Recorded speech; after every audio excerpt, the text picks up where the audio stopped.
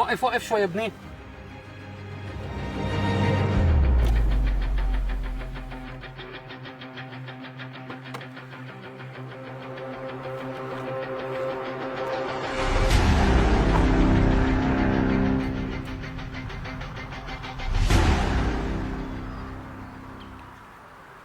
ايش بك عمو؟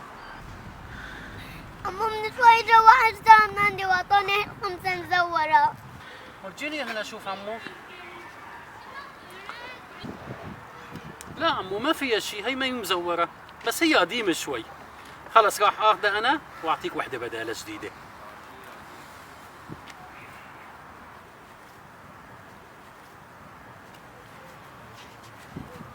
سيك عمو. بس عمو هي ما هي مثلها، هذيك 5 ليرات هي 100 ليرة. ايش فرقت؟ كله نفس الشيء. عمو هدول الاغراض كلهم شاد حقهم، انا بشتريهم منك.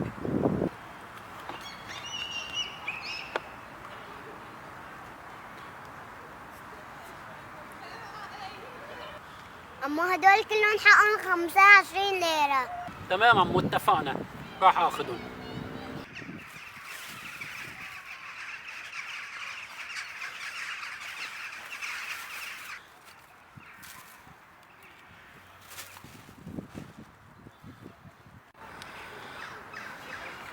تفضل عمو. لحظة عمو ارجع لك الباقي. لا ترجع شيء. هدول حقهم 100 ليرة، انت ما عرفت تحسبهم. طيب عمو الله يرزقك. الله يسلمك يا عمو.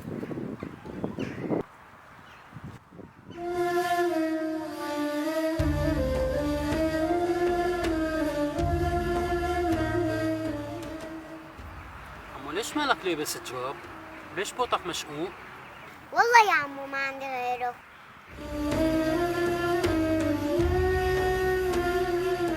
يا رضا نعم بابا. تعال عندي، انزل ابني شوي، تعال.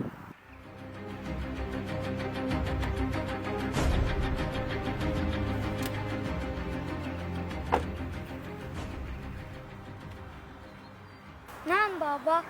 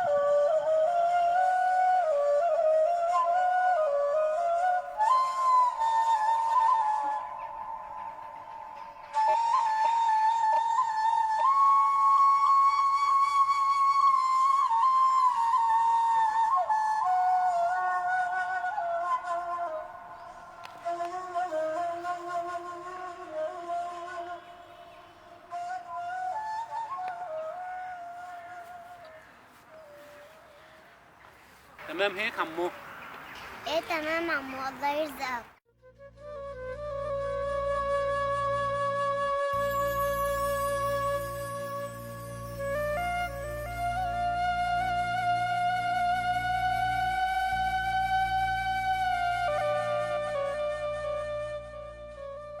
عمو وقف شوي.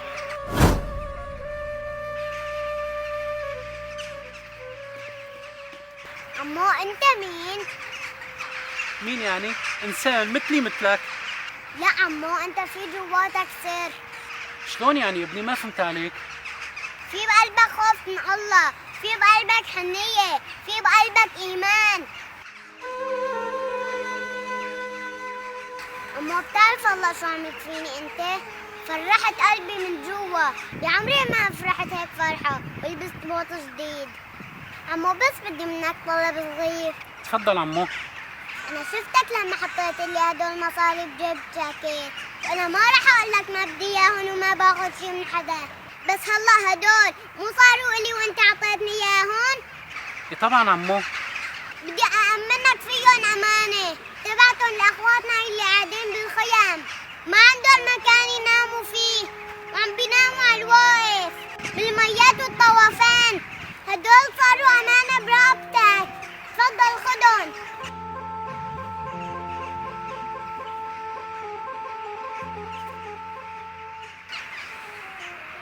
فعلا ما بحس بالفقير إلا الفقير. حسبي الله ونعم الوكيل. وصلت أمانتك. عند ربك ما راح يضيع شيء. الله سبحانه وتعالى في القرآن الكريم: بسم الله الرحمن الرحيم: فمن يعمل مثقال ذرة